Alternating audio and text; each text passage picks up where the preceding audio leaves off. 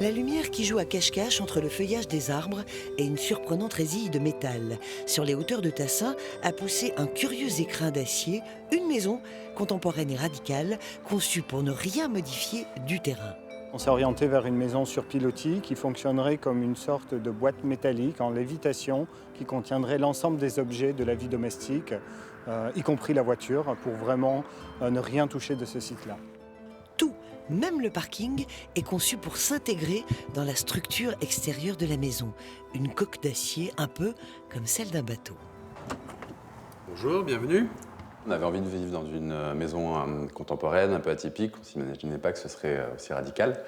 Voilà, ça a évolué au fur et à mesure des propositions des architectes. Au début, elle devait avoir un étage, maintenant elle n'en a plus. Elle devait être en bois, maintenant elle est en métal. Enfin voilà, on a avancé pas à pas. Certains voisins ont été surpris, pensaient qu'on n'avait pas de lumière. La postière pensait qu'on était les garages de la maison d'à côté.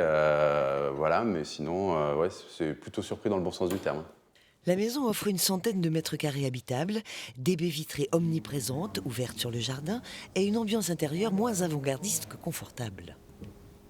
Malgré cette maille métallique, c'est une maison qui est assez sobre au niveau des matériaux. On a un matériau unique en façade. Et c'est quelque chose qu'on a essayé aussi de traduire à l'intérieur de la maison en restant sur un matériau unique qui est le bois, beaucoup plus chaleureux que le métal d'un premier abord. La maison ne cesse en fait de changer d'apparence au gré des panneaux qui coulissent. Une audace esthétique qui remplit les critères de sélection pour le prix européen Mies van der Rohe, à la grande fierté de l'architecte. C'est assez rare que des maisons individuelles soient sélectionnées pour ces prix-là, donc c'est une forme de reconnaissance qui forcément nous fait plaisir.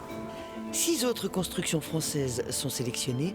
Le prix Mies van der Rohe sera décerné le mois prochain.